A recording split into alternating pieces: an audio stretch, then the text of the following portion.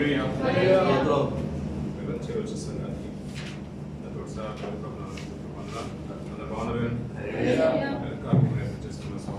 గారికి వారి కుటుంబానికి సంఘం తరఫున వందనాలు పిలుస్తాను. దేవుడు ఈ రీతిగా ఆనంద సజీవం నుంచి మరొక సెలవుదానపడిక ఈ సంవత్సరం 24-25 సంవత్సరంలో 13 సెలవుదానపడికలు అందరితో పాటు సంఘంతో పాటు కలిసి దేవుని సమర్పించే భాగ్యాన్ని పొందిన శ్రమల్ని జ్ఞాపకం చేసుకున్న తరుణాన్ని ఆ భాగ్యాన్ని దేవుడు మనకు అనుగ్రహించిన కాబట్టి దేవునికి ఘనత మహిమ ప్రభావాలు ఇవ్వగలు కలుగు గాక. కొద్దిపాటి సమయాన్ని వీళ్ళ సమయాన్ని ఒక 30 నిమిషాల్లోపు కార్యక్రమాన్ని ముగించుకునే ప్రయత్నం చేద్దాం. పిల్లల ఎప్పుడు రాసిన పత్రిక మొదటి అధ్యాయం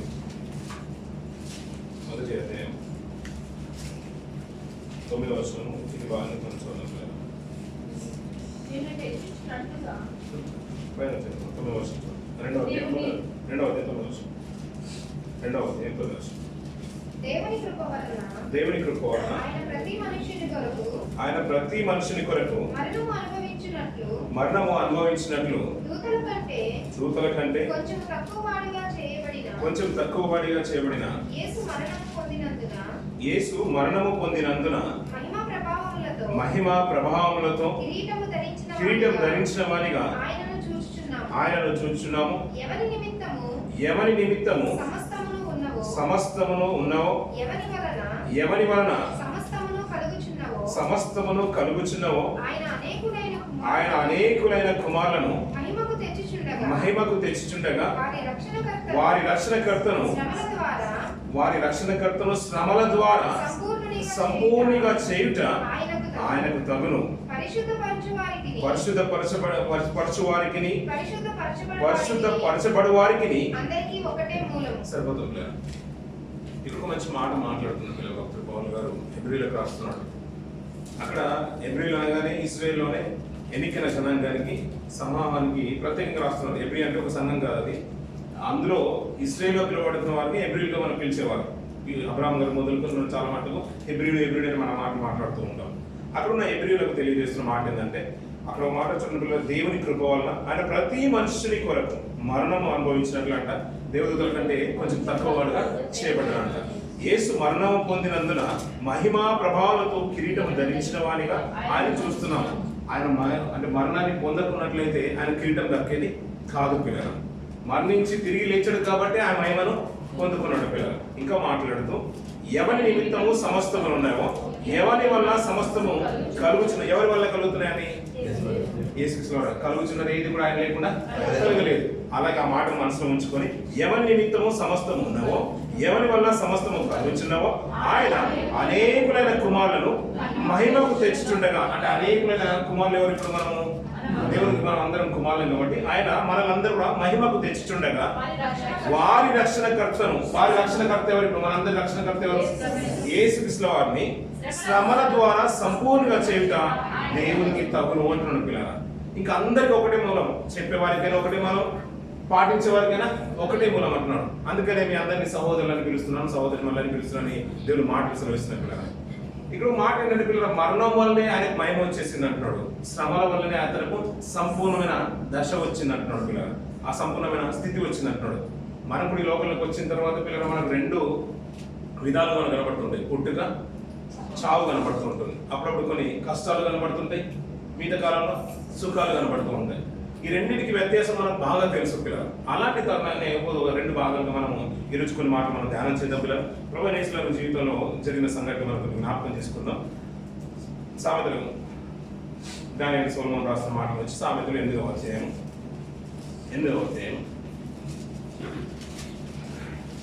30-31 వర్షాలు చూద్దాం పిల్లలు.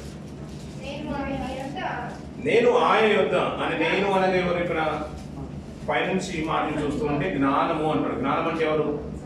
యేసుక్రీస్తు వారు పిల్లలు. జ్ఞానము ఘోషిస్తున్నాడు, యేసుక్రీస్తు వారి గురించి చెప్తున్నాడు. నేను ఆయన యొద్ద అంటే తండ్రి యొద్ద ప్రధాన శిల్పి అంటే ఎవరైనా? ప్రధాన శిల్పి అంటే ఎవరు? ఇప్పుడు మెయిన్ వర్కర్ అన్నారు అనుకోండి. మెయిన్ వర్కర్ అంటే ఎవరు?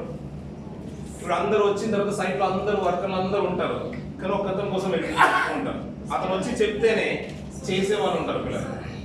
దాంట్లో స్కిల్డ్ పర్సన్, స్కాలర్స్ ఎవరైతే ఉన్నారో వారి కొరకు ప్రత్యేకంగా చూస్తారు. ఇంజనీర్ వచ్చి చెప్పాలి, లేకపోతే ఫోర్మెన్ వచ్చి చెప్పాలి, అతను చెప్తేనే పని నడిపింపబడుతుంది. ఈయన అంటున్నాడు, నేను అనగా నెక్స్ట్ లెవెల్ చెప్తున్నాను మాట చూడండి పిల్లలు, నేను తండ్రి యొక్క ప్రధాన శిల్పి. ప్రధాన శిల్పి అంటే శిల్పులు చాలా మంది ఉన్నారు, చెక్కే వాళ్ళు చాలా మంది ఉన్నారు, శిల్పులు చాలా మంది ఉన్నారు. దాంట్లో ప్రధానమైన శిల్పి ఎవరు అంటారు? యేసుక్రీస్తు వారే ప్రధాన శిల్పి అంట పిల్లలు. ఆయన గురించి చెప్తున్నాడు పిల్లలు, ఆయన యొక్క ప్రధాన శిల్పిని అనుదినము సంతోషించింది. ప్రభు అయిన యేసు గారు భూమికి వచ్చిన తర్వాత ఒక్క రోజు కూడా సంతోషించడం మనకు చరిత్రలో కనిపించింది పిల్లలు.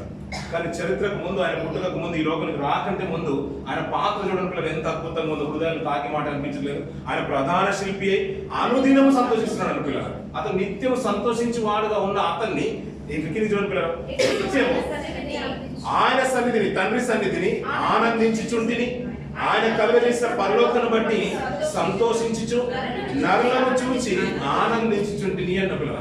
జీవితంలో చూడండి పిల్లల, ఆయన ఈ లోకానికి రాకముందు ఎలాంటి స్థితి ఉందంటే తండ్రి యొక్క ప్రధాన శిల్పి. ఇంకా లోకం చెప్పాలంటే కలుగున్నది ఏది కూడా ఆయన లేకుండా కలగలేదు. అంటే కలుగజేసింది ఎవరు? ఇప్పుడు యేసుక్రీస్తు వారు. తండ్రి చేశాడు పని అని అంటాం కానీ తండ్రి చేసినట్టు కనిపించట్లేదు. ఇప్పుడు ఎవరు ప్రధాన శిల్పి? ఎవరు? ఇప్పుడు చెక్కింది ఎవరయ్యా అంటే ఈ లోకాన్ని యేసుక్రీస్తు వారే. అది చూసి ఇది మంచిది అని తండ్రి సర్టిఫై చేసినట్టు కనిపిస్తూ ఉంటుంది మాటలను బట్టి. ప్రధాన శిల్పిగా ఆయన ఉంటూ ఉంటే అనుదినము ఆయన సన్నిధిలో సంతోషించుచు ఆనందించుచు ఉన్నాడు. అలాగే ఇంకా నరులను చూచి పరలోకను చూచి ఎల్లప్పుడూ ఆనందిస్తున్నాడు పిల్లల. ఈ మాటను మనసులో ఉంచుకొని పిల్లలు హెబ్రీయుల రాసిన పత్రిక 5వ అధ్యాయంలో కూర్చొని పిల్లలు అక్కడ ఒక మాట మాట్లాడుతున్నాం. తెలిసిన మాట, ఆ మాట చూసుకుని ముందు పిల్లలు ఏడవ వచనం, శరీరధారి ఉన్న దినములలో మహారోదనములతోను కన్నీళ్లతోను తను మరణం నుండి రక్షింపగలవానికి ప్రార్థనలు యాచనలు సమర్పించి సరిపోతుంది పిల్లలు. ఇప్పుడు అక్కడ మాట్లాడుతున్న పిల్లలు అనుదినము సంతోషించి ఆయన ఈ లోకానికి వచ్చిన తర్వాత ఎలా ఉన్నాడంట? శరీరధారిగా ఉన్న అన్ని రోజులలో కూడా మహారోదనతో ఉన్నాడు పిల్లలు. ఆయన ఇక్కడికి లోకానికి రాకముందేమో తండ్రి దగ్గర సంతోషం ఉంది. ఈ లోకానికి వచ్చిన తర్వాత ప్రతిసారి ఎలా ఉన్నాడంటే బాధతోని, కన్నీళ్లతోని, ప్రార్థనలతోని యాచనలు సమర్పించినట్టు మనకు కనబడుతుంది పిల్లలు. ఇంకంతేందుకు పిల్లలు, శిలువ త్యాగం మరణం ముందున్నప్పుడు అలా ఎలా దుఃఖక్రాంతుడైన కొన్ని మాటలు చూసుకొని ముందుకు వెళ్దాం పిల్లలు. లూకాసు వార్త 22వ అధ్యాయం 43వ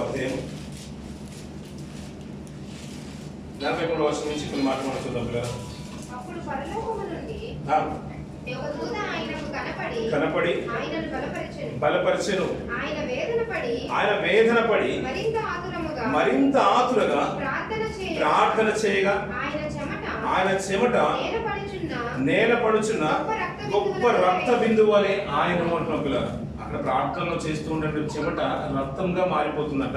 ఇంకా ఆయన మాట్లాడుతున్న మాట ఏంటంటే వేదన పడి మరింత ఆతురతగా ప్రార్థన చేయగా అంటున్నాడు పిల్లలు. ఆ మరణాన్ని తలుచుకుంటూ ఉంటే నిజంగా ఆయన ఇంకా మరణమంతగా అగునంతగా అంటాడు. ఆ మాట కూడా చూద్దాం పిల్లలు. సువార్తల్ని ఆ మాట కూడా చూసుకుని ముందుకు వెళ్దాం.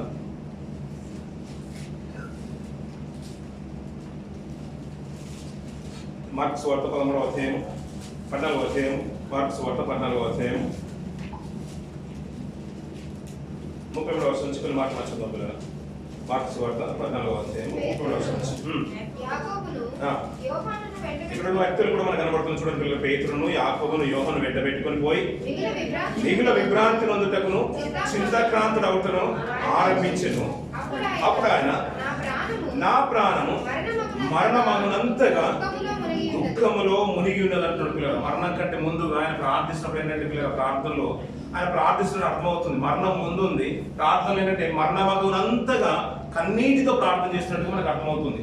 బాగా విభ్రాంతిని పొందుతున్నాడు, ఆతురతగా ప్రార్థన చేస్తున్నాడు, మరీ ఎక్కువగా ప్రార్థన చేస్తున్నాడు. అతని చెమట రక్తం వలె మారిపోతుంది, అంత ప్రార్థన చేస్తున్నాడు. ఎందుకంటే ముందున్నది మరణము, శిలువ త్యాగము, అంతేకాదు శ్రమలు అన్నట్టుగా మనకు బాగా తెలుసు కదా పిల్లలు. ఇవన్నీ మనసులో ఉంచుకుంటూ కొన్ని విలువైన మాటలు ఇక్కడ ముగ్గురు వ్యక్తులు కనబడుతున్నారు. పేతురుని, యాకోబును, యోహాను వెంట పెట్టుకున్నారు. ఇలాంటి వీరు సజీవంగా నిలుస్తున్న కాలంలో ఒక సందర్భాన్ని జ్ఞాపకం చేసుకొని ఈ రోజు కార్యక్రమంలో చేసుకునే ప్రయత్నం చేద్దాం కదా. మత్తయి సువార్త 20వ అధ్యాయం 20 వచనం 21 వచనం చూద్దాం కదా. మత్తయి సువార్త 20వ అధ్యాయం 20 నుంచి అప్పుడు జెబెదాయి కుమారుల తల్లి తన కుమారులతో ఆయన యొద్దకు వచ్చి నమస్కారం చేసి మనవి చేయబోగా నీవేమి కోరుచున్నావని ఆయన అడిగాను. అందుకు ఆమె నీ రాజ్యమందు ఈ నా ఇద్దరు కుమారులలో ఒకడు కుడి వైపునను ఒకడు నీ ఎడమ వైపునను. సరిపోతుంది. ఈ సందర్భాన్ని మనకు బాగా తెలుసు కాబట్టి ఈరోజు కొద్దిగా క్లుప్తంగానే మనం మాట్లాడుకునే ప్రయత్నం చేద్దాం. ఆయన మరణమగునంతగా ప్రార్థించే తరుణంలో అక్కడ పేతురు కనిపించారు, యాకోబు కనిపించారు, యోహాను కనిపించారు. యాకోబు యోహాను వీళ్ళు ప్రత్యేకంగా అన్నదమ్ములుగా కనబడుతున్నారు. వీరు పిల్లరా వీరు సజీవంగా ఉన్నప్పుడు ఆయన పరిచయంలో పాలిభాగస్తులు ఉన్నప్పుడు వారి యొక్క తల్లి వచ్చిందంట. వారి యొక్క తండ్రి గారి పేరు అంటే జెబెదయి కుమారులు. వీరిద్దరూ వాళ్ళ తల్లిని వెంట పెట్టుకుని వచ్చినట్టు కనబడుతుంది. వాళ్ళ తల్లి వెంట పెట్టుకుని వచ్చినప్పుడు అంటే యేసుక్రీస్తు వారికి ఒక మాట అక్కడ రాగానే యేసుక్రీస్తు వారికి ఒక సందర్భం అర్థమైపోయింది, ఏదో అడగాలని వచ్చింది అని. అమ్మా నీ కోరిక ఏంటి, ఏం మనవి చేసుకోవాలనుకున్నావు అంటే అప్పుడు ఒక మంచి మనవి చెప్తుంది. పిల్లలు ఏమని చెప్తుంది, నీవు మహిమ మందు కూర్చున్నప్పుడు, నీవు సింహాసనం మందు కూర్చున్నప్పుడు నా కుమారులు ఇద్దరికి చడవ ఒకటి అంటే లెఫ్ట్ సైడ్ నొక్కని రైట్ సైడ్ నొక్కని కూర్చుండడానికి స్థలం ఇవ్వమని అడుగుతుంది. పిల్లలు అది ప్రభు చెప్తున్న మాట. పిల్లలు అందుకు యేసు మీరేం అడుగుతున్నారో అది మీకు తెలియదు, నేను త్రాగబో గిన్నెలోనిది మీరు త్రాగగలరా? సరిపోతుంది. పిల్లలు ఇక్కడ చూడండి. పిల్లలు ఆమె తల్లి ఆ మాట అనగానే వెంటనే మీరు ఏం అడుగుతున్నారో మీకు అర్థం అవ్వట్లేదు. నేను త్రాగబో గిన్నెలోనిది మీరు త్రాగగలరా అంటే వారు ఏమంటున్నారు, త్రాగుదుము అంటున్నారు. మనం కూడా అడగాం అనుకోండి. ఇప్పుడు మనల్ని కూడా ప్రభావం అడిగారు అనుకోండి. మరి ఇన్ని రోజుల నుంచి విశ్వాసంలో కొనసాగుతున్నారు కదా, బల్లాలను మీరు పుచ్చుకుంటున్నారా సంగమాన్ని సేవలు అడిగారు అనుకో, మీరు ఏమంటారు పిల్లలు? అవునండి పుచ్చుకుంటున్నామండి. అప్పుడప్పుడు రొట్టెలు ఇండియా నుంచి కూడా వస్తున్నాయి మాకు బ్రెడ్, ఆ తర్వాత ద్రాక్ష రసం కూడా వస్తుంది, గిన్నె మీ దగ్గరకు వస్తుంది కదమ్మా, మరి గిన్నెను తీసుకుంటున్నారా మీరు అంటే ఏమంటారు మీరు? తీసుకుంటున్నామండి అంటే ఆ రోజు ప్రభు శిష్యులకు ఇచ్చేసాడు, మేము పుచ్చేసుకుంటున్నాము, మేము కూడా త్రాగుతున్నాము అని మీరు చెప్తారు పిల్లలు. ఇక్కడ కూడా యోహాను గారు యాకోబు గారు కూడా అదే అంటున్నారు, ప్రభా నువ్వు త్రాగగలంటున్నావు, త్రాగడంలో తినడంలో మేము ముందు ప్రభా మేము కూడా త్రాగగలము అనేది. ఆయన మీరు గిన్నెలోని త్రాగుదురు కానీ నా కుడి వైపునను నా ఎడమ వైపునను కూర్చుండనిచ్చుట నా వశమున లేదు అంటారు పిల్లలు. ఇదే సందర్భాన్ని మార్కు గారు కూడా రాస్తున్నారు, అలాగే లూకా గారు కూడా రాస్తుంటారు పిల్లలు. ఆ మాట కూడా చూసుకొని ముందుకెళ్దాం. 10వ అధ్యాయం మార్కు సువార్త 10వ అధ్యాయం 35వ వచనం నుంచుకొని మాట చూద్దాం పిల్లలు. ఆయన ఎదురుకు వచ్చి బోధకుడా మేము అడుగునదెల్లా మా చేయకూర్చున్నామని చెప్పగా సరిపోతుంది. ఇది మనం చదువుకున్నాం కాబట్టి కిందికి 39వ వచనం కూడా చదువుదాం. అప్పుడు యేసు నేను త్రాగుచున్న గిన్నెలోనిది మీరు త్రాగెదరు, నేను పొందుచున్న బాప్తిసము. ఇక్కడ మంచి మాట చూడండి, ఇంకొక మాట దానికి యాడ్ అవుతుంది. అంతకుముందు ఏమన్నాము, మా గిన్నెలోని మాత్రమే మీరు త్రాగలుగుతారు. ఇక్కడ మళ్ళీ మార్కు గారికి వచ్చేసరికి ఇంకా పొందే బాప్తిసం అనేది కూడా ఒకటి ఉంది. దీంట్లో మీరు బాప్తిసం కూడా పొందుకుంటారు, గిన్నెలో కూడా మీరు త్రాగగలుగుతారు. అయినను కానీ నా కుడి వైపునను ఎడమ వైపునను కూర్చుంటా నా వశంలో లేదు, అది ఎవరికి సిద్ధపరచునో వారికే దొరుకుతుందని పిల్లలు. చదువుకున్న ప్రతి మాట రెఫరెన్స్ అనేది మనం గుర్తుంచుకున్నాం పిల్లలు. ఆయన మనకు రక్షణకర్త. ఆయన ఎందుకు కొంచెం తక్కువ వాడుగా చేపట్టాడంటే మరణం నొందాలి కాబట్టి దేవదూతల కంటే కొంచెం తక్కువగా చేపట్టాడు. అతను మరణం నొందిన దాన్ని బట్టే మహిమలోకి వెళ్ళబడ్డాడు. అలాగే అతనికి విశ్వాసంలో మనం విశ్వాసకర్తగా ఎంచుకుంటున్నాం కదా, మహిమలోకి నడిపింపబడాలి కాబట్టి మనందరినీ మహిమలోకి నడిపించడానికి ఆయన శ్రమల ద్వారానే సంపూర్ణంగా చేయబడ్డాడు, మహిమను పొందుకున్నాడు. ఇప్పుడు మనం కూడా శ్రమ పడుతున్నాం.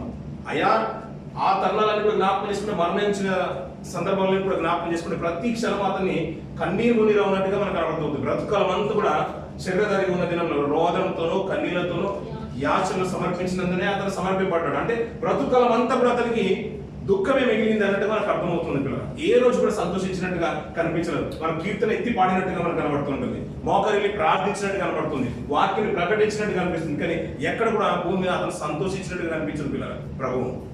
కానీ అతను రాకముందు ఎలా ఉన్నాడంటే అనుదినము నిత్యము పరలోకాన్ని బట్టి, అతను చేసిన క్రియలను బట్టి, దేవుడి సన్నిధిని బట్టి నరులను చూస్తూ సంతోషించాడండి పిల్లలు.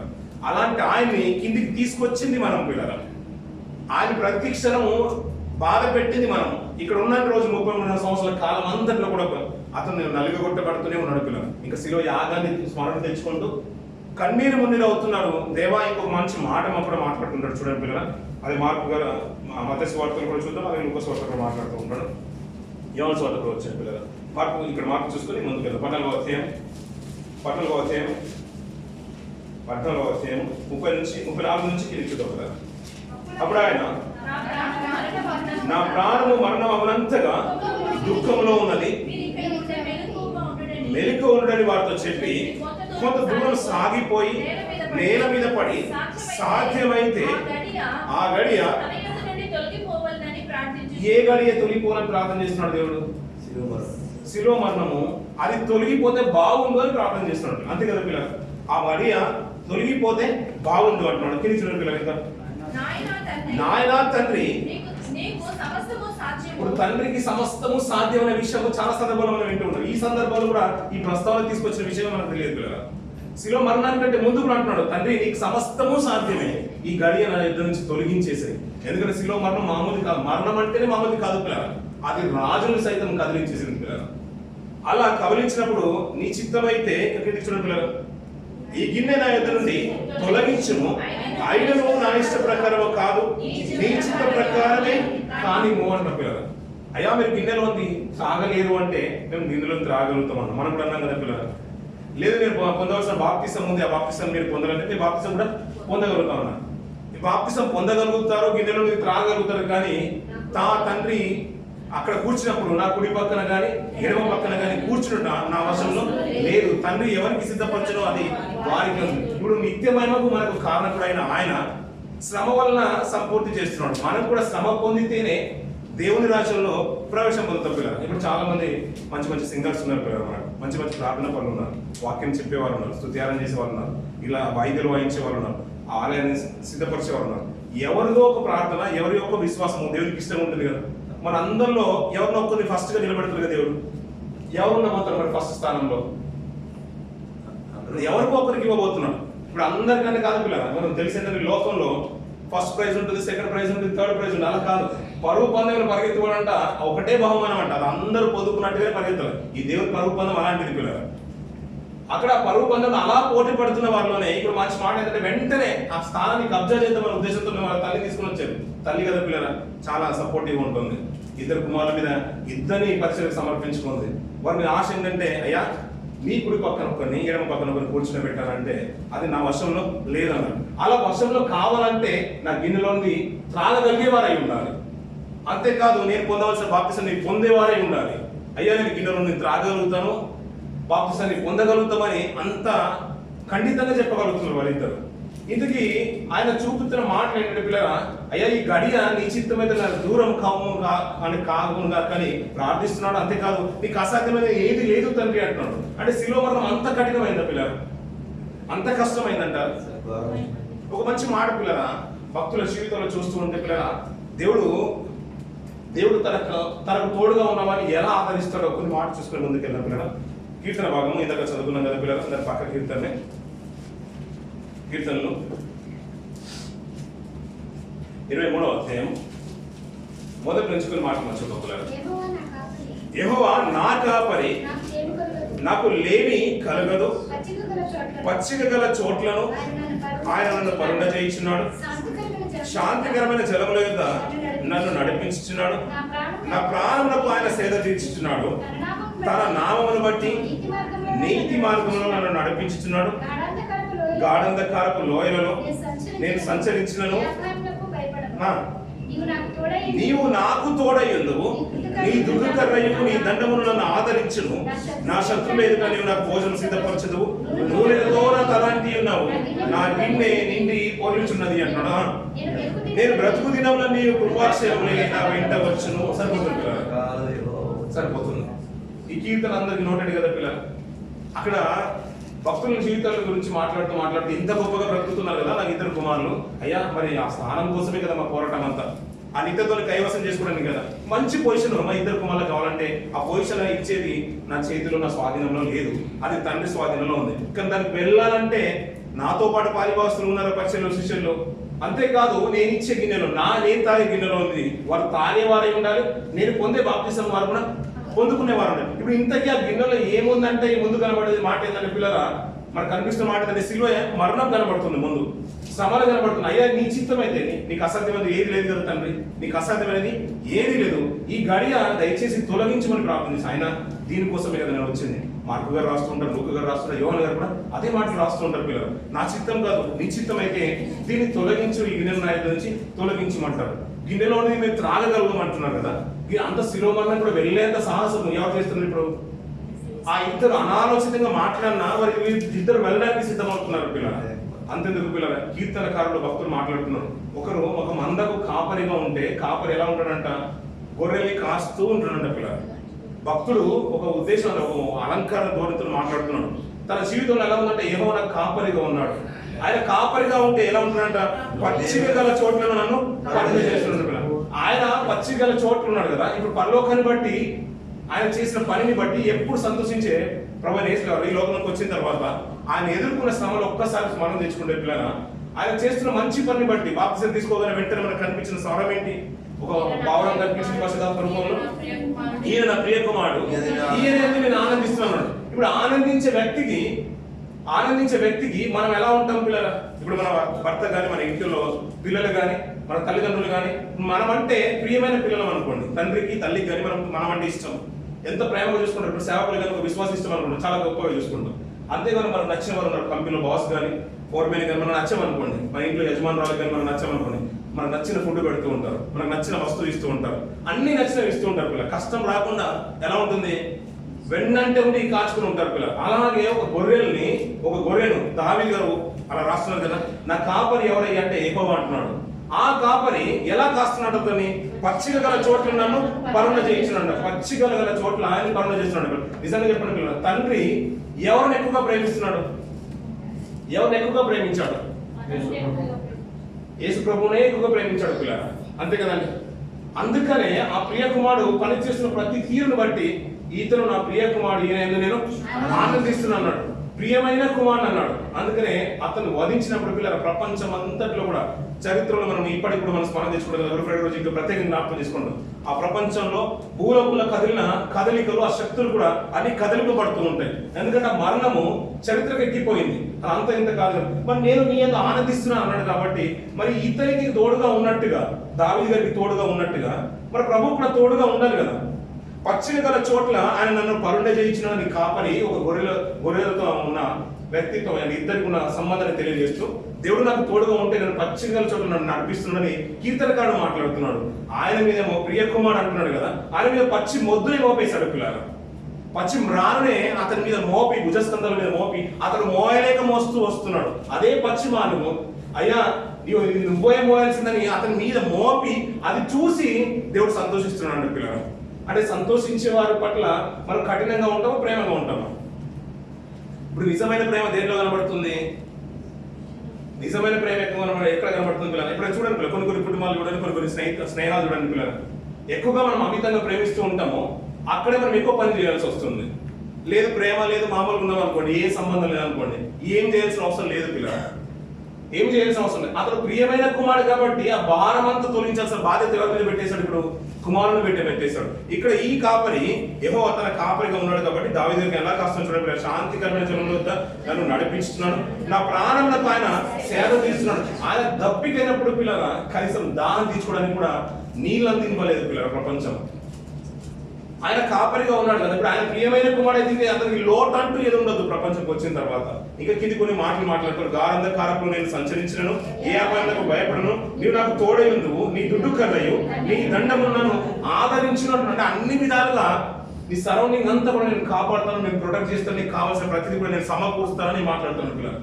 అక్కడ చూడండి పిల్లలు, ఇంకా ప్రభు యొక్క వేదన చూడండి, నన్ను ఎలా నువ్వు చేయి విడిస్తే ప్రభు అని దేవుడికి విన్నవించుకున్నట్టు కనబడుతుంది. నన్ను ఎలా విడిచేసావు? ఇక్కడేమో నువ్వు అందరూ అంత గొప్పగా కాపాడుతావు కదా తండ్రి, నేను కూడా నీ ప్రియ కుమారుని కదా, నన్ను ఎలా నువ్వు చేయి విడిచిద్దు అని అంత కన్నీరు మున్నీరు అవుతుందంటే పిల్లరా, ఎవరిని ఎక్కువగా ప్రేమిస్తున్నాడు? ఇప్పుడు దావీదు గారిని ప్రేమిస్తున్నాడా, మనల్ని ప్రేమిస్తున్నాడా? ఇప్పుడు మనల్ని ప్రేమిస్తున్నాడు కాబట్టి మనల్ని విడువక కాస్తున్నాడు పిల్లలు. అతను ప్రియమైన కుమారుడు కాబట్టి అతను పని చేసి ముందుకు ఈ ప్రాణత్యాగం చేయాలి కాబట్టి అతను విడవాల్సిన పరిస్థితి వచ్చింది. కానీ ఆ శిలువ త్యాగాన్ని స్మరణ తెచ్చుకుంటూ ఈ మాటలు చదువుతుంటే ఇంకో మంచి మాట జ్ఞాపకం వస్తుంది. నా శత్రువుల ఎదుట నీవు నాకు భోజనం సిద్ధపరచదు, నూనెతో నా తలాంటి ఉన్నావు, నా గిన్నె నిండి పొర్లుచున్నది అంటే పిల్లల నూనెతో ఇక్కడికి మన జీవితాలే కానీ దావీదు గారి జీవితాలే కానీ దేవుడు ఏం చేశారు పిల్లలు ప్రతిసారి నూనెతో మన తలను అంటుతున్నాడు పిల్లలు. మన సకల ఐశ్వర్యాలు ఆయుర్వేలు కుటుంబంలో సమృద్ధి అని వాతావరణాన్ని అన్ని కూడా మనకు అనుగ్రహిస్తున్నాడు. అంతేకాదు నా గిన్నె నిండి పొర్లుచున్నట్టు కుటుంబంలో సమృద్ధిగా కనబడుతుంది పిల్లలు. ఏ లోటు కనబడ ఏ రోజున మీరు ఆలోచించండి పిల్లలు. ఏ జీవితంలో నన్ను ఆలోచించండి. లోకంలోనే మరీ కొన్ని బీదలు ఉంటారు కదా బయట డైలీ భిక్షం ఎత్తుకొని నోచుకొని లేనివారు. కానీ మన జీవితంలో చూడ ఏ రోజు తినడానికి లేదు అనే పరిస్థితి రాదు పిల్లల. ఏ రోజు తినడానికి లేదు అని రాదు. అందుకని ప్రతిసారి సమృద్ధి వాతావరణం మనం తినగా మిగిలిపోతుంది. చాలా మటుకు మనం పడేస్తూనే ఉంటాం పిల్లలు. ఈ రోజు రేపటి వరకు ఉంచుకో మనం. అలా సమృద్ధి వాతావరణం మన ఇంట్లో ఉంటుంది. మనం దీవించే అవసరం. కానీ ప్రభుని జ్ఞాపకం చేసుకుని పిల్లలు పచ్చి మ్రానును తన మీద మోపిస్తున్నాడు. పచ్చి మానవుడు మోపిస్తున్నాడు. అంతేకాదు మన మీద ఏమో నూనెకు మన తలకు నూనె అంటున్నాడు. తనకేమో తలకు ముళ్ళ కిరీటం పెట్టిస్తున్నాడు. అంతేకాదు గిన్నెకు మాట్లాడాడు నా గిన్నె నిండి పొర్లుచున్న నా గిన్నెలో చూస్తూ ఉంటే శిలో మరణమంతా ప్రభుకు స్మరణ తెచ్చుకుంటూ ఉంటే అయ్యా ఈ గిన్నె నీ చిత్తమైతే నీకు సాధ్యమైతే నా యుద్ధ నుంచి తొలగించు ప్రభు అని తండ్రిని విన్నవించుకుంటున్నాడు పిల్ల. అయ్యా ఇంత ఘోరమైన మరణాన్ని వాళ్ళు చూస్తూనే ఉన్నారు. కల్లారా చూసిన తర్వాత శిష్యులు కల్లారా చూసిన తర్వాత యాకోబు యోహానులు ఇంకా యోహాను గారు అయితే బాగా అసలు త్యాగం సందర్భంలో కూడా మనకు అక్కడే ఉన్నట్టుగా కనిపిస్తుంది. అంతేకాదు పిల్లలు పేతురు గారు ఆ తీర్పు జరుగుతున్న పరిసర ప్రాంతంలో కనబడుతున్నట్టు కనబడుతుంది. కానీ అక్కడ గొల్గొతా కొండకి ఎక్కిన తర్వాత పేతురు గారి ప్రస్తావన కనిపించదు. మనకి యాకోబు గారి ప్రస్తావన కనిపించదు. ఎవరు కనబడుతుంటారు అక్కడ? యోహాను గారు కనబడుతుంటారు.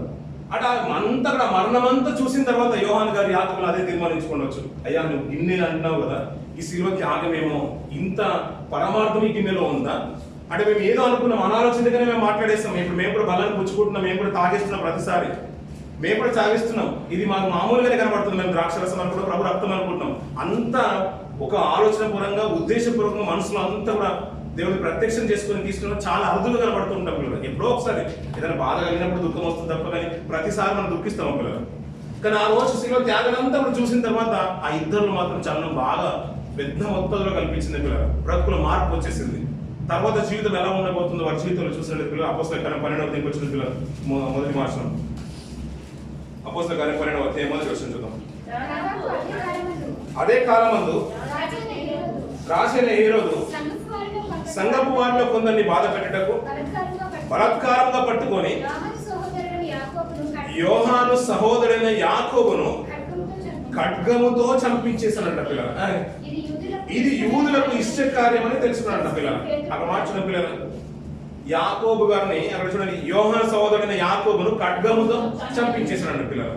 అంటే ప్రభువు తన ప్రాణాన్ని పెట్టే కన్నా ముందు ప్రార్థిస్తున్నప్పుడు ఎవరెవరిని తీసుకుని వెళ్ళిపోయాడు? పేతురు గారిని, యాకోబును, యోహాను గారిని తీసుకుని. యాకోబు యోహాను ఎలా ఉన్నారంటే ఒక తండ్రి పిల్లలుగా కనబడుతున్నారు. పరిచయలో కూడా ఇద్దరు కనబడుతున్నారు. వారు ప్రభువా నీతో పాటు మేము ఎక్కడికైనా వస్తాం, నువ్వు తాగింది మేము తాగుతాం, మీరు తిన్నది మేము తినబోతాం, ఇంతవరకు ప్రతిసారి మీతో పాటు కలిసే భోజనం చేస్తున్నాం కదంటే అయ్యా ముందు నా గిన్నెలో మీరు త్రాగలేరు అంటే మీ ఏ గిన్నె అయితే మీరు తాగుతారో ఆ గిన్నెను నేను కూడా త్రాగుతున్నాను. మీరు పొందే బాప్తిసం ఏదైతే ఉందో ఆ బాప్తిసం మేము కూడా పొందేదామన్నారు. అలా వస్తున్న తరుణంలో పిల్లలు ఆయన శిలువకి ఎక్కాడు. ఆ పచ్చి మ్రాన్ని తన మీద మోపి రాత్రంతా కూడా కొరడాలతో కొట్టి తన వీపునంతా కూడా గాయాలు చేసి దున్నేసి ముళ్ళ కిరీటం పెట్టి శిలువను ఎక్కించిన తర్వాత మరణమంతా కూడా చూస్తూ ఉంటే ఆ ప్రాణ త్యాగాలంతా కూడా చూసిన తర్వాత అయ్యా నువ్వు గిన్నెకు పరమార్థం ఈ దాని శిలువ త్యాగమా ఈ శ్రమలా అని వారు మనసులో దాన్ని ముద్రించుకొని మా బ్రతుకాలం అంతా కూడా ఈ బ్రతికేదంతా కూడా ఎవరి కొరకు బ్రతకాలంటే క్రీస్తు కొరకే బ్రతకాలి. ప్రాణ త్యాగమైనా పర్లేదు అనుకున్నాడు పిల్లలు. ప్రభువు ఏ రీతి అయితే ప్రాణత్యాగం చేశాడో అతని స్మరణ తెచ్చుకుంటూ పరిచర్య కొరకు ఎలా పదింపబడుతున్నట యోహాను సహోదరుడైన యాకోబు ఖడ్గముతో చంపించాను అంటాడు పిల్లలు. ఒక ఖడ్గంతో చంపేశారు అనుకోండి పిల్లలు, ఖడ్గంతో చంపేశారు అనుకోండి, తల తెగనరికేశారు. ఎలా ఉంటుంది పిల్లల సిచ్యువేషన్ అంతా కూడా ఒక్కసారి జ్ఞాపకం చేసుకున్న పిల్లలు. రక్తం ఏర్లై పారిపోతుంది కదా, దాన్ని ఏం కాపాల్సిన అవసరం ఏం లేదు, తెగిపోతుంది, 2 విభాగాలు అయిపోతుంది.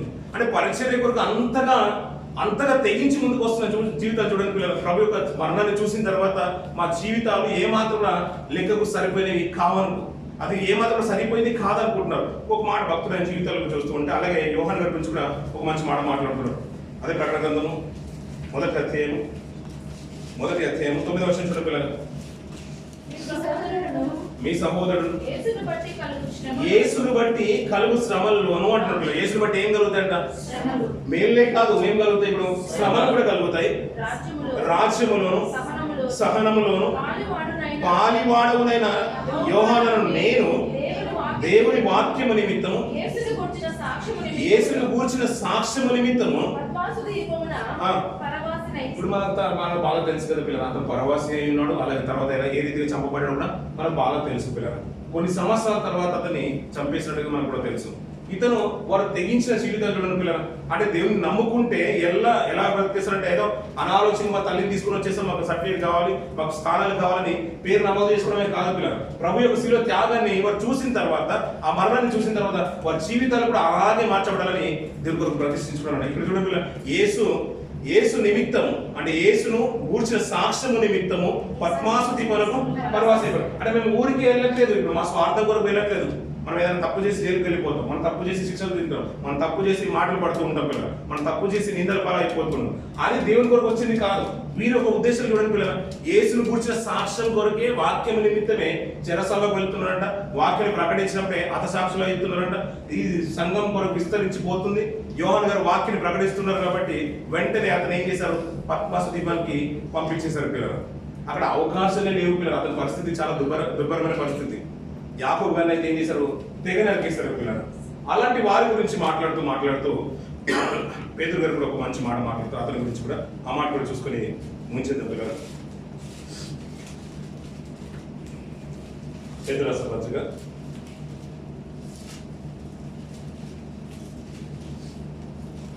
పత్రిక రెండవ పత్రిక మొదటి అధ్యాయం పైనుంచి 15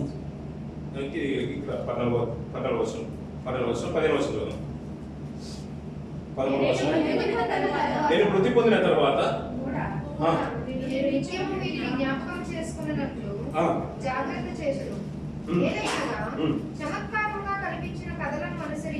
చమత్కారంగా కల్పించిన కథలను అనుసరించి మన ప్రభు అయిన యేసు యొక్క శక్తిని, ఆయన రాకడను మేము మీకు తెలుపలేదు గాని ఆయన మహత్యమును మేము కన్నులారా చూసిన వారమై తెలిపితిమి. ఈయన నా ప్రియ కుమారుడు, ఈయన నేను ఆనందించున్నాను. ఆ శబ్దము మహాదివ్య మహిమ నుండి ఆయనకు వచ్చినప్పుడు తండ్రి అయిన దేవుని వలన ఘనతయు మహిమయు ఆయన పొందగా మేము ఆ పరిశుద్ధ పర్వతం మీద ఆయనతో కూడా ఉండిన వారమై ఆ శబ్దము ఆకాశం నుండి లాగా మేము వింటిమి అంటున్నారు. ఎంత మంచి మాటలు, ఆ శైలి కూడా అద్భుతంగా రాస్తున్నాడు. మహాదివ్యం అంటున్నాడు. అందుకు పైన ఆయన మహత్యమును మేము కన్నులారా చూసిన వారమైతున్నాం. ఇవన్నీ కూడా నేను జ్ఞాపకం చేస్తున్నాను కదా. ఆయన చేసిన త్యాగాన్ని, ఆ ప్రభువు ఆయన పొందిన మహిమను మేము కన్నులారా చూసేసాము. ఆయన పొందిన శ్రమలు కూడా మనకు మామూలుగా ఈ చరిత్రలో లెక్కించబడలేదు కూడా, మామూలుగా రాయలేదు. అతని గురించి కూడా ఆయన శిలువ వేడిన తరుణం కానీ, అతను పొందిన గాయాలు కానీ విపరీతంగా పొందేశాడు. అతనితో పాటు ఉన్నవారు ఆ మరణం చూసిన తర్వాత తమ జీవితాలను సమర్పించుకొని, అయ్యా నీ గిన్నెలో మేము తాగగలుగుతామన్నారు, నేను పొందవలసిన బాప్తిసాన్ని నేను పొందుకుంటామన్నారు పిల్లలు. మనకి ఎప్పుడు చూసినా మనకి ఎవరి గిన్నె గుర్తుకొస్తుందంటే, ఎవరి గిన్నె గుర్తుకొస్తుంది? దావీదు గారి గిన్నె గుర్తుకొస్తుంది. మనం కూడా గిన్నె తీసుకుంటాం పిల్లలు. ఆయన గిన్నె తీసుకొచ్చినప్పుడు పిల్లలు ఒక మంచి మాట మాట్లాడుతుంటారు సువార్తలోనే, ఇందాక చదువుకున్నాం కదా పిల్లలు. అలాగే కొరింథీ రాసిన పత్రిక కూడా మంచి మాట మాట్లాడుతున్నాడు. ఆ గిన్నె పొందుకున్నప్పుడు అంటే లూకా సువార్తలో మంచి మాట మాట్లాడుతున్నాడు. 22వ అధ్యాయం 20 వచనం చూద్దాం పిల్లలు. ఆయన 20 వచనం ఆ ప్రకారమే భోజనమైన తర్వాత ఆ గిన్నెను పట్టుకొని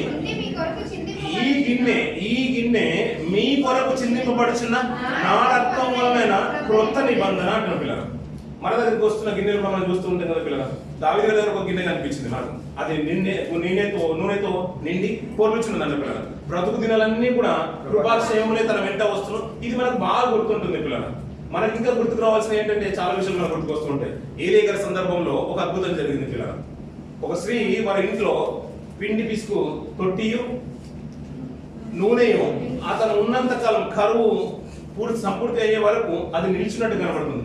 ఎలీషా గారి కాలంలో మనకు కూడా కనబడుతుంది. 2వ రాజుల గ్రంథంలో ఎలీషా గారి కాలంలో కూడా ఒక స్త్రీ తన ఇంట్లో, అంటే తన సేవకుడు పెనిమిటి చనిపోయిన తర్వాత తనకున్న అప్పు తీర్చడానికి అరువు తెచ్చుకున్న పాత్రలన్నీ కూడా ఎలీషా ఏం కావాలంటే, నా దగ్గర ఏమున్నదంటే కొన్ని పాత్రలు ఉన్నాయి, నూనె పెట్టి ఉన్నాయంటే పాత్రలు ఉన్నాయంటే నువ్వు ఇంటికి వెళ్ళి అన్ని పాత్రలు తెచ్చుకోమంటే ఒక అక్షయ పాత్ర లాగా ఎన్ని పాత్రలు అయితే ఉన్నాయో అన్ని పాత్రలు నూనె నింపే వరకు నూనె ఏమైపోలేదు, ఆగిపోలేదు అంటాడు పిల్లలు. అన్ని పాత్రలన్నీ నిండిపోయిన తర్వాత నూనె నిలిచిపోయినట్టు కనబడుతుంది. మనకు అక్షయ పాత్రకు అక్కడ కనబడుతుంది, అక్కడ పెండి పీసులు తొట్టియు మన గంపయు దీవిపడిన ఆవిషలు గుర్తుకొస్తుంటే దావీదు గారి కాలంలో ఆ గిన్నె కూడా మనకు కనబడుతుంది పిల్లలు. కానీ ప్రతిసారి మనకి ఇవ్వబడిన ఆ గిన్నెలు కావంట. ఇక్కడ ఏమంటే ప్రతిసారి మన బల్లను ఆయన శిలువ త్యాగాన్ని మనం స్మరణ తెచ్చుకున్న ప్రతిసారి మన దగ్గర ఒక గిన్నె వస్తుందన్న. ఆ గిన్నెను చూసిన ప్రతిసారి మనకి ఏం గుర్తుకు రావాలంటే శిలువలో ఆయన చేసిన త్యాగమే మనకు గుర్తుకు రావాలంటున్నాడు. ఆ గిన్నె ఏమంటున్నాడు, ఈ గిన్నె మీ కొరకు చిందింపబడిన నా రక్తం వల్ల క్రొత్త నిబంధన. ఇప్పుడు క్రొత్త నిబంధన గ్రంథం మనకు ఉంది కదా, దానికి అంతటికీ ఒకే మూలము నా రక్తమే అంటున్నాడు పిల్లలు. ఆ రక్తాన్ని చేతిలో పట్టుకొని మనం మాటలు ధ్యానిస్తూ ఉంటాం పిల్లలు. ఆ రక్తాన్ని చేతిలో పట్టుకొని మన వాక్యాన్ని చదువుతూ ఉంటాం. అంతేకాదు క్రొత్త నిబంధన అంటే ఇదే క్రొత్త నిబంధన. ఒకప్పుడు దానికి మూలం అంతా వేరు, ఈ నిబంధన అంతా కూడా ఇప్పుడు నా రక్తం వల్లనే క్రొత్త నిబంధన. దీనివల్ల ఏంటంటే మన జీవనానికి మన నిత్యత్వానికి మార్గం దేవుడు సిద్ధపరుస్తున్నాడు పిల్లలు. సిద్ధపరచడానికి ఆయన కొంచెం తక్కువ వాడుగా చేయబడ్డాడు. ఆ మహిమ రక్షణ కర్తకుడు కాబట్టి మన శ్రమ పొందాడు. శ్రమ పొందిన ఆయన నిత్యత్వాన్ని ఏ రీతిగా కైవసం చేసుకున్నాడో మనకు ఆ రీతిగానే శ్రమ పొందుతున్న మనందరినీ కూడా నడిపించడానికి మనకు తోడుగా ఉంటానన్నాడు. శ్రమలో మనకు విధేయత చూపుతానన్నాడు, మార్గనిర్దేశం చేస్తానన్నాడు. కానీ మనం ఆశించవలసింది ఏంటయ్యా అంటే ఆయన గిన్నె ఏదైతే పొందుకున్నాడో ఆ గిన్నెను మనం కూడా ఆశించాలనుకున్నాడు. యోహాను గారు, యాకోబు గారు ఏ రీతిగా ఆశించి తన జీవితాల్లో తన కొరకు సమర్పించుకున్నారో మన జీవితంలో కూడా పిల్లలు మనం చూడాల్సిన గిన్నె ప్రతిసారి మన దగ్గరకు వచ్చే శిలువ త్యాగము ఈ 2 డేస్ కాలం అంతలో కూడా శిలువ స్మరణే తెచ్చుకోవాలి. ఆ తెచ్చుకున్న ప్రతిసారి ఏంటంటే ఆయన రక్తము చిందింపబడ్డది. ఆ రక్తమే మన చేతిలోకి వస్తుంది. అప్పుడప్పుడు గుర్తుంచే పిల్లలు ఏదైనా బలి చేసినప్పుడు కానీ మైక పిల్లలు మనం ఊళ్ళో ఫంక్షన్ చేసినప్పుడు కానీ అప్పుడు ఏదైనా రక్తాన్ని వెంటనే ఒక పాత్రలోకి తీసుకుంటారు పిల్లలు. అంత కూడా అంటే చెల్లెలు అవ్వకుండా ఒక పాత్రలోకి తీసుకుంటారు.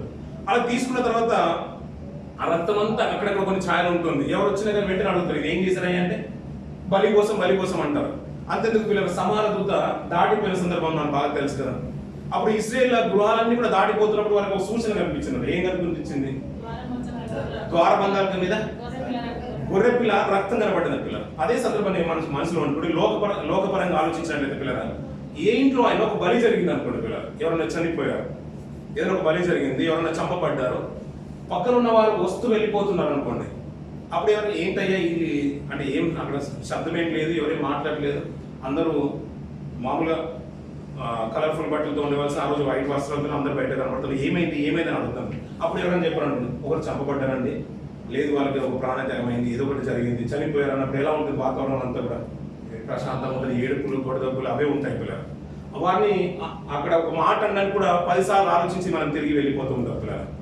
అక్కడ ద్వారబంధకులు కూడా గొర్రెపిల్ల రక్తం చూసినప్పుడు కూడా సమారదూత ఏమంటుందంటే ఇక్కడ ఒక పవిత్రమైన గొర్రెపిల్ల రక్తాన్ని చిందించింది కాబట్టి దాని మూలంగా వీరు రక్షింపబడ్డారు పిల్లల. మన ఇంటి దగ్గర కూడా ఇప్పుడు మన దగ్గర కూడా రక్తం ఉంటుంది కాబట్టి మన చేతిలో రక్తాన్ని తీసుకుంటున్నాం కదా పిల్లలు. మన దగ్గర కూడా రక్తం ఉన్నట్లయితేనే రక్షింపబడతాం.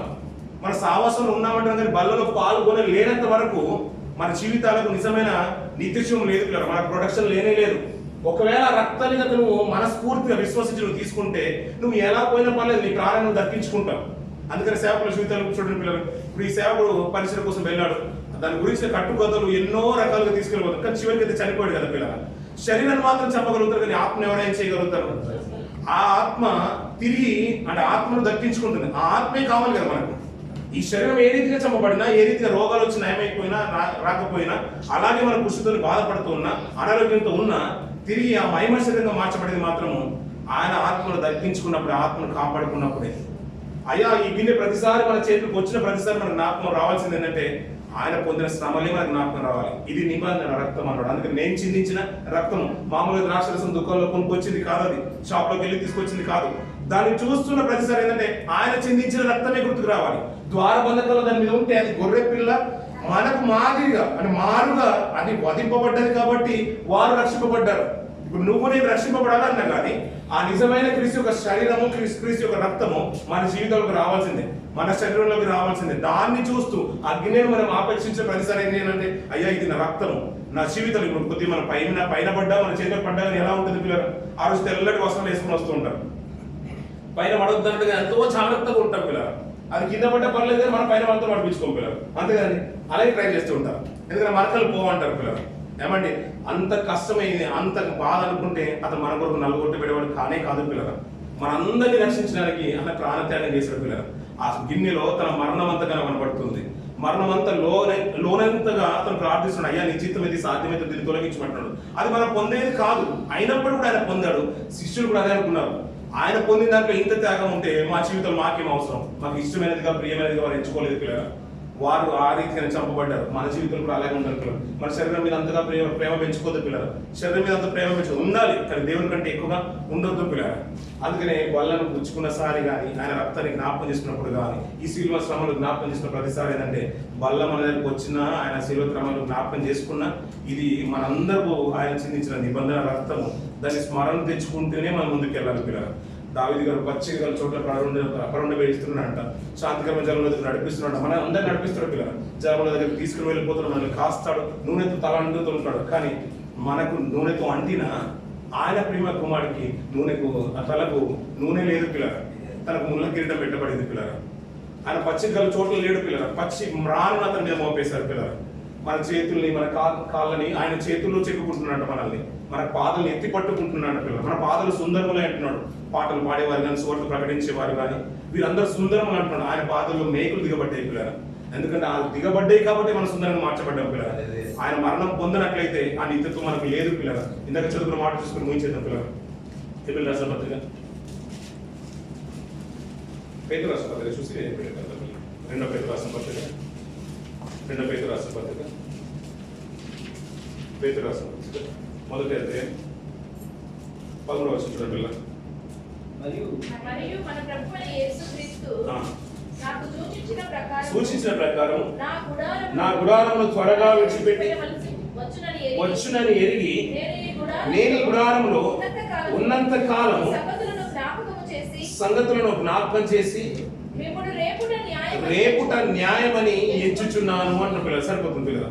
ఆ మాటలన్నీ కూడా మనం కంటిన్యూగా నాకు అర్థమవుతుంది. అలాగే 3వ అధ్యాయంలో కూడా అదే మాట మాట్లాడతాం. ప్రియులారా, ఈ 2వ పత్రిక మీకు ఇప్పుడు రాయించున్నాను. పరిశుద్ధ ప్రవక్తల చేత పూర్వమందు పలుకబడిన మాటలను, ప్రభువైన రక్షకుడును మీ అపోస్తుల ద్వారా ఇచ్చిన ఆజ్ఞను మీరు జ్ఞాపకం చేసుకోవాలను విషయములను మీకు జ్ఞాపకం చేసి నిర్మలమైన మీ మనసులను నేను రేపుచున్నాను అంటున్న పిల్లలు. ఈ మాటలన్నీ కూడా మన ఏంటంటే హృదయంలో కలవరం పుట్టాలి పిల్లలు. ఇవన్నీ కూడా భద్రం చేసి మన దగ్గర వచ్చింది ఏంటంటే మనము మన బ్రతుకులు మార్చుకుని ఆయన కొరకు రూపాంతరం పొంది ఆయన కొరకు నమ్మకంగా బ్రతుకుతామని పిల్లలు. అందుకని మార్చుకున్న పిల్లలు, నేను ఈ లోకాన్ని వెళ్ళిపోతున్నాను, అంటే గుడారాన్ని విడిచిపెట్టాల్సిన సందర్భం వచ్చేసింది, నేను మరణం రాబోతుంది, నేను వెళ్ళిపోతున్నాను.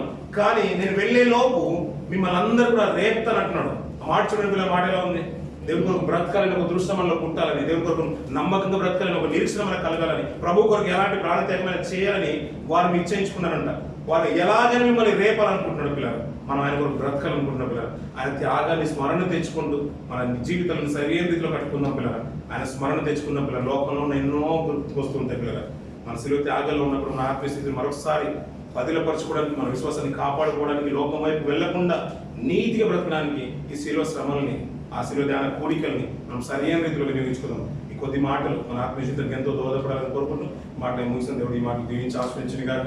ఈ కార్యక్రమం ఏర్పాటు చేసుకున్న ప్రియ సహోదరులు చిన్న గారికి, అలాగే లత గారికి మనస్ఫూర్తిగా వందలు తెలిసి దేవుడు మాటలు దీవించి ఆశ్రయించిన గాక.